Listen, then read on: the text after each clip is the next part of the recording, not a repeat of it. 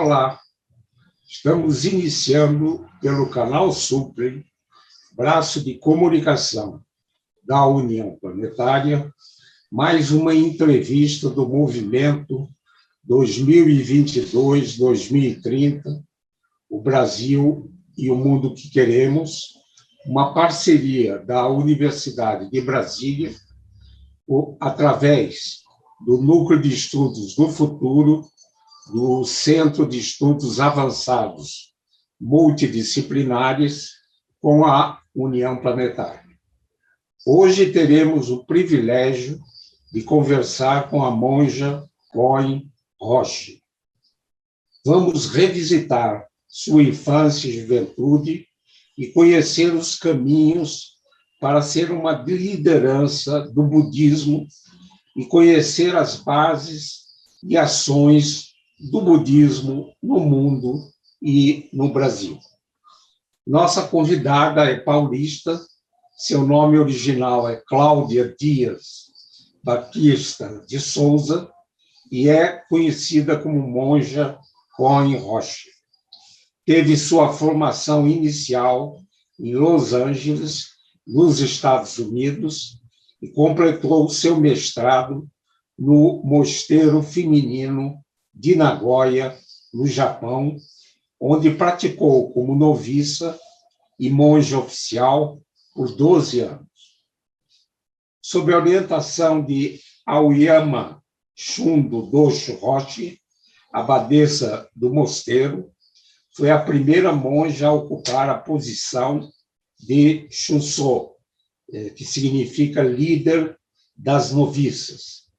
Em 1988, recebeu a transmissão do Dharma, isto é, o reconhecimento de sua qualificação como professor dos ensinamentos, de Zeigentsu Suigan Daiyosho, Yogo Roshi, abade do mosteiro da Yuyuzan Saijoji, em Odawara.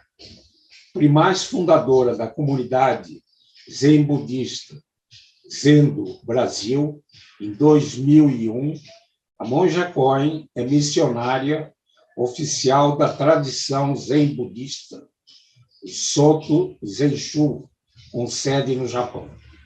Escreve artigos para jornais, revistas e livros didáticos e formou mais de 300 discípulos, leigos e leigas, monges e monjas.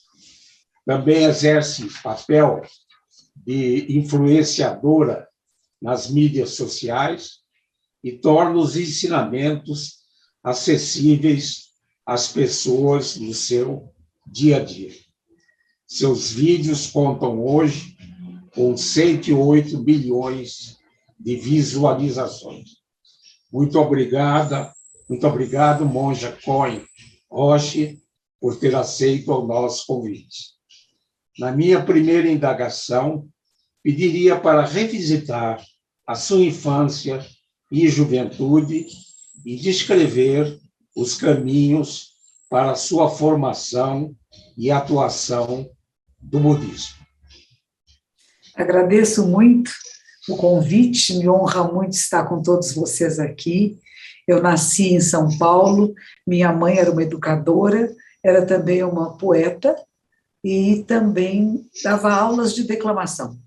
E o que ela me conta na infância, que é muito pequenininha, no meu carrinho de bebê, e ela dando aulas de declamação. Ela gostava muito de poesias filosóficas, existenciais, questionando, inclusive, os papéis sociais. E com 6 anos de idade, ela me ensinou, eu não sabia ler ainda, eu decorei 2 poesias, que eram até um pouco longas, e que tinham muito a ver com as questões sociais. Uma delas se chamava O Moleque Bacurau, que era um menino preto, negro, que era discriminado pela criançada branca, que morava numa favela, num lugar muito pobre, e ele acaba morrendo de tuberculose. Então, essa foi uma poesia que era muito impactante para mim, criança, né? E essa reflexão sobre as desigualdades sociais, o racismo, com 6 anos de idade. E a outra poesia chamava-se o menino que chamava O Crime de Hoje, E o crime de hoje era a história do menino branco, de olhinho azul, mas que ele vendia jornais na esquina. E ele gritava, o crime de hoje, o crime de hoje. Ele não sabia ler. E o criminoso era o pai dele. Então, eram coisas muito comoventes. E isso vai ser a base da minha formação e do meu questionamento social, de desigualdades sociais, de racismo e de tudo isso que nos envolve ainda até hoje, né? E como é que nós podemos mudar isto? Então, nessa família que eu cresci, eu tenho muitas questões, inclusive religiosas, com minha mãe e com meus familiares que eram católicos, e com 13 anos eu disse, eu não vou mais à missa, porque vocês não seguem os ensinamentos, vocês falam, mas não fazem o que está falando. Então, eu tive uma questão muito grande sobre o que é Deus, onde está, como se manifesta, e essa procura começa com 13 anos de idade e vou começar a ler muito, ler tudo que me cai nas mãos, inclusive vou procurar na filosofia, em Nietzsche, assim falou Zaratustra, depois fui procurar também nos Upanishads, nos Vedas, no Bhagavad Gita. Então, eu tenho uma procura existencial muito grande e por esse sagrado que eu não reconheço mais apenas na tradição da minha família e começo a procurar em outros lugares. Acabei indo trabalhar no Jornal da Tarde, aqui em São Paulo, que era do estado de São Paulo, e a vida dentro do meio jornalístico, no momento em que tínhamos um governo militar, foi muito transformadora para mim, porque entrevisto pessoas de todas as classes sociais, desde aquela senhora muito pobrezinha na casa da comunidade, que faz a comida numa latinha de leite em pó, num fogareiro pequeno, cozinhando feijão, até a rainha Elizabeth, o príncipe Filipe, que vem visitar o Brasil, e em Brasília, inclusive, né? E aí começo a perceber, fica mais forte a questão das desigualdades sociais e o que fazer a respeito disso. Aí fiz uma matéria sobre sociedades alternativas na Califórnia. Eu não fui para a Califórnia, era uma matéria de pesquisa nos nossos arquivos lá do Estadão, e começo a perceber que existem outras maneiras de viver no mundo, e que essas outras maneiras são possíveis sem agrotóxicos, sem competição, uma maneira mais cooperativa de convivência. Isso me fascina muito. Tivemos também a Guerra do Vietnã nessa época, 3 grandes revistas que existiam, Fatos e Fotos, Manchete e Cruzeiro, e a capa dessas 3 revistas eram os monges vietnamitas pondo fogo em si mesmos em praça pública para que parasse a Guerra do Vietnã. Isso foi muito impactante para mim, quer dizer, que capacidade de controle é essa é uma coisa que me interessava, ter autocontrole, não me queimar viva, mas... E eu sempre dou um exemplo de um monge chamado Thich Nhat Hanh, ou Thich Nhat Hanh, que ele não se queimou em praça pública, mas ele manteve-se vivo e ensinando a meditação e o Zen para soldados americanos, e acabou criando grandes centros na França, nos Estados Unidos, que é essa maneira de você entregar a sua vida para transformar a realidade. Isso, para mim, foi muito fascinante. Os Beatles e vários grupos de rock and roll também praticavam meditação, e eu fui atrás desse caminho, dessa senda. E quando encontrei o Zen Budismo, na Califórnia, várias razões pelas quais eu fui morar lá, eu falei, nossa, isso dá sentido à minha vida. Pedi ao meu professor para me tornar monja, ele disse, não, mas você vem de uma família católica, como que vai virar monja? Eu falei, eu aprendo. Você não conhece o Zen Budismo? Eu aprendo. Isso fez sentido para mim. A meditação, o silêncio, o olhar para dentro de si, uma revisão de toda a história da minha vida, sem parar em lugares muito delicados e terríveis, mas percebendo que tudo que existiu foi a trama da minha existência, e que essa trama me fez chegar onde eu estou agora. E ela é preciosa, ela é sagrada. Então, não tem muito o que reclamar do que já foi, mas como daqui por diante construir essa realidade. Nós estamos tecendo a vida, não só individual, como social e coletiva. E que linhas estamos escolhendo, que cores escolhemos e que desenhos estamos fazendo. E assim cheguei até aqui. É uma missão, Monja Cohen. E estava já escrito em algum lugar esses seus caminhos aí, para a gente entre outros, acabar essa nossa vergonhosa desigualdade social. Bom, Jacói, poderia explicar os principais bases do Zen budismo?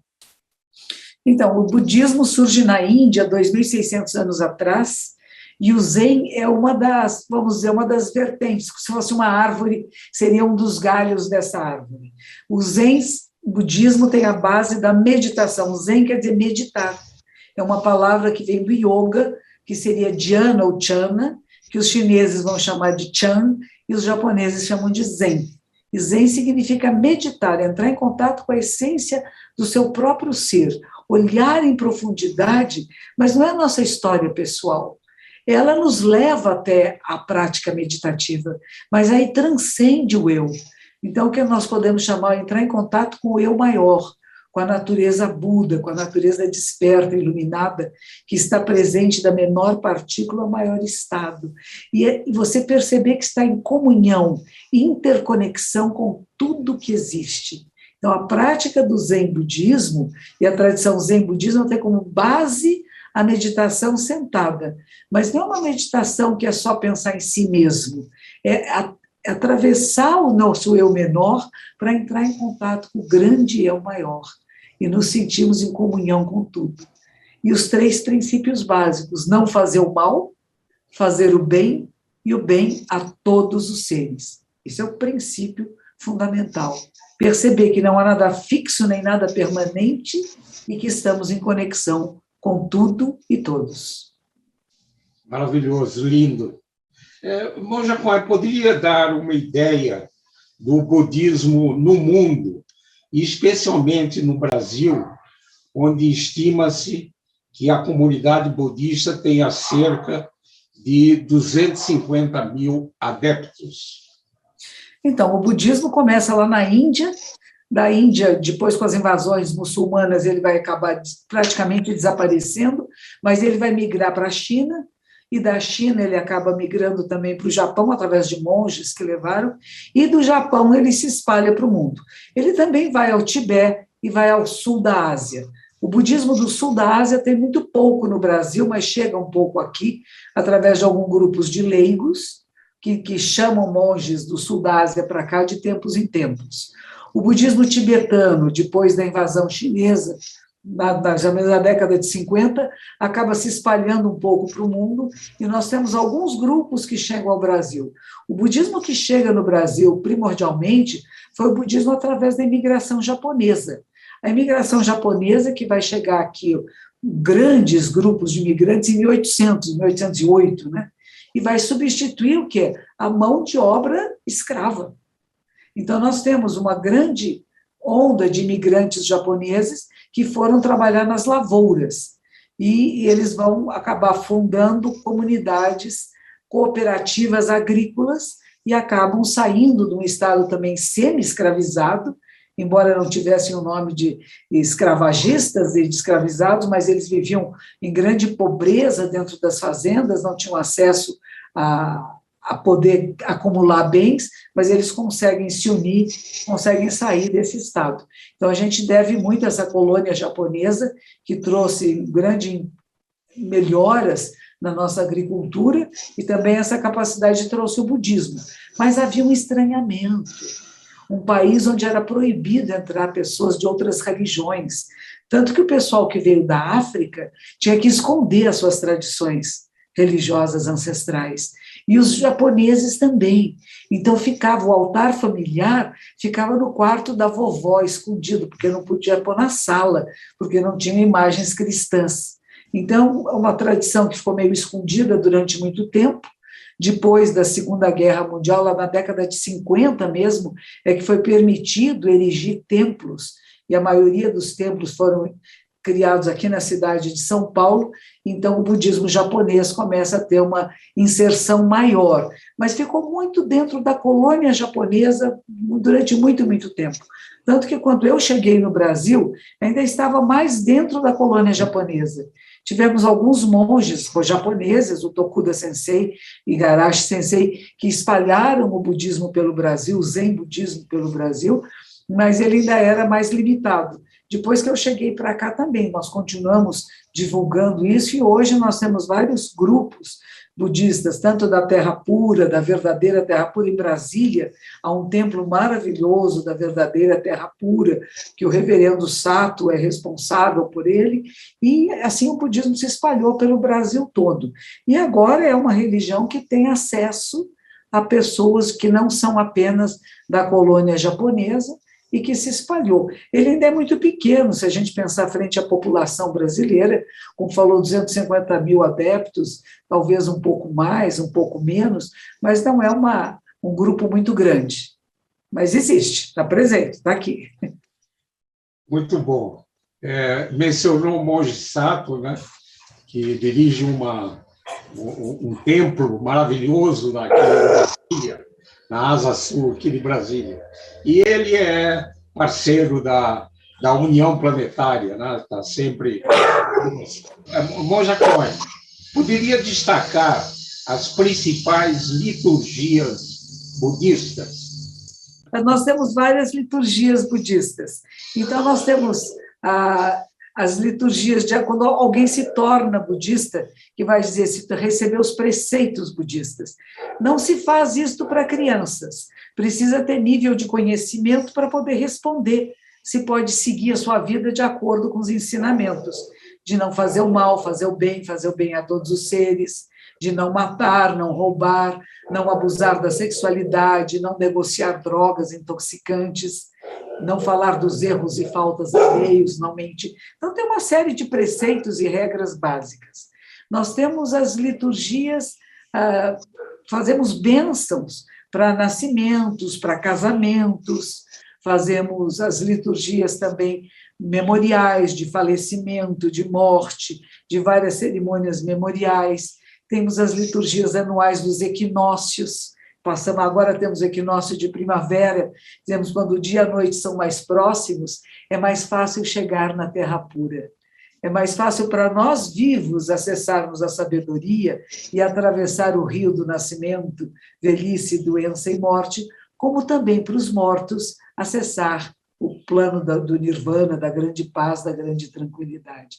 E as liturgias que fazemos para os nossos ancestrais anualmente, para todos os mortos, e as de Buda, o nascimento de Buda, que seria no dia 8 de abril, a iluminação de Buda, que seria no dia 8 de dezembro, e o parinirvana, nós nunca dizemos que Buda morre, mas que ele entra no grande nirvana, na grande paz, que é 14 de fevereiro.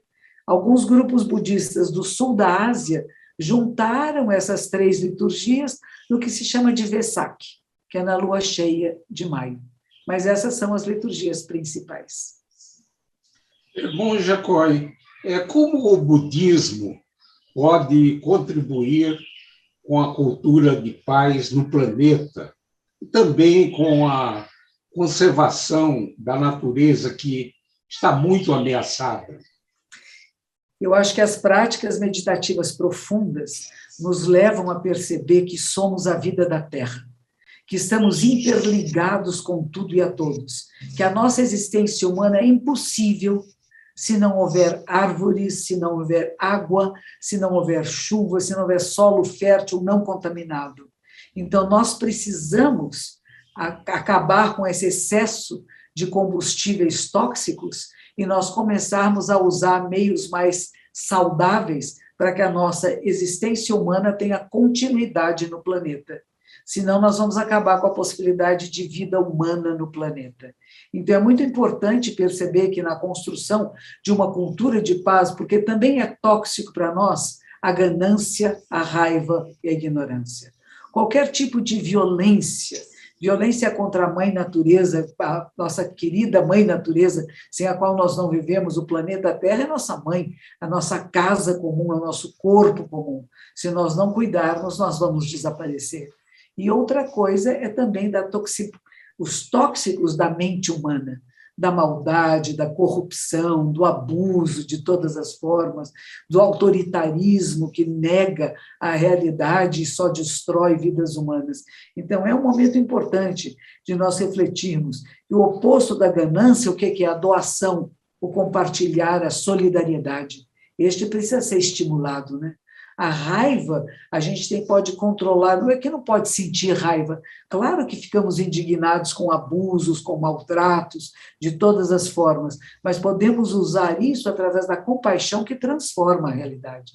Então, não é só ficar com raiva. Essa indignação tem que nos levar a uma ação decisiva de transformação de todo o processo social, político, econômico, que está todo desgastado. Nós estamos num momento, numa era axial, uma era de transformações muito grandes, e nós temos que tomar o nosso papel nesse momento, que vamos transformar para o que seja benéfico para o maior número de seres. E a ignorância, o oposto disso, é a sabedoria, e nós temos que procurar desenvolver em cada um de nós a capacidade de ver com clareza a realidade para uma atuação decisiva de transformação benéfica. Esse é o nosso papel. Então, eu acredito que o Zen Budismo nos leva ao despertar. A palavra Buda quer dizer isso, aquele que acordou, que despertou. Ver o que é, como é, e atuar de forma decisiva para transformar para o bem de todos nós. Não de um grupinho, de algumas pessoas, mas de todos, da grande maioria. E temos que olhar para essa necessidade de todos. Eu acredito que o Zen tem um papel importante. O budismo, quando a gente fala de budismo, a gente fala de engajamento social. Não existe um budismo separado do engajamento social, da transformação social, importantíssima para a nossa época. Bom, Jacói, o movimento 2022-2030, o Brasil e o mundo que queremos, ele procura envolver os jovens na construção de caminhos para termos um Brasil e um mundo melhor e mais justo. Nesse final da nossa conversa, poderia enviar uma mensagem aos jovens que nos assistem? Com certeza. A juventude é o nosso futuro. Eu tenho 74 anos aqui, estou prontinha para já ir passando o bastão para a geração que vem aí. E essa geração tem que construir isso. Está na hora de construirmos uma cultura de paz, justiça, cura da terra de todos os seres. Essa pandemia só veio nos mostrar como todos pertencemos à mesma espécie humana, uma única família, e essa família precisa de cuidados, precisa do despertar da consciência, e esse despertar da consciência é a transformação dessa violência toda que a gente está vendo por aí para um outro olhar, o olhar de cooperar, de trabalharmos juntos, e falo de cultivar a paz porque é como cultivar feijão, gente. Nós temos que plantar essas sementes por aí. E a semente não é ficar jogada de qualquer jeito, não. A gente cultiva, a gente tira as ervas daninhas. Toda e qualquer presunção de um autoritarismo excludente, violento, racista, xenofóbico, patriarcalista, tudo isso são as ervas daninhas que a gente não pode deixar na nossa plantação. E a nossa plantação é da paz, da harmonia, da justiça e da cura, para o bem de todos os seres. Façam isso, está nas suas mãos. A gente passa essa para as gerações futuras. E eu acredito nas gerações futuras, porque o DNA humano quer sobreviver, e para sobreviver nós temos que fazer essa transformação. Cabe a vocês. Estou fazendo a minha parte, estou semeando, agora vocês vão ter que cuidar disso, para que esse campo fértil cresça em cultura de paz, amor, respeito à vida na sua pluralidade. Bela mensagem, Monja Cohen, assinamos embaixo, né? E realmente nós temos que provocar essa juventude, como falou, a juventude é o futuro, né? E as próximas gerações têm o direito de ter uma vida digna, um convívio harmônico, uma paz universal, contínua, né? E vamos, cada um, fazer a nossa parte. Gostaria muito de agradecer, Monja Cohen, por essa importante e interessante conversa. Esse e outros programas do Movimento 2022-2030, o Brasil e o Mundo que Queremos, podem ser acessados no canal YouTube do canal Supre. Gostaria de agradecer imensamente a todos que estiverem com a gente e voltaremos a nos encontrar em uma próxima oportunidade. Até lá.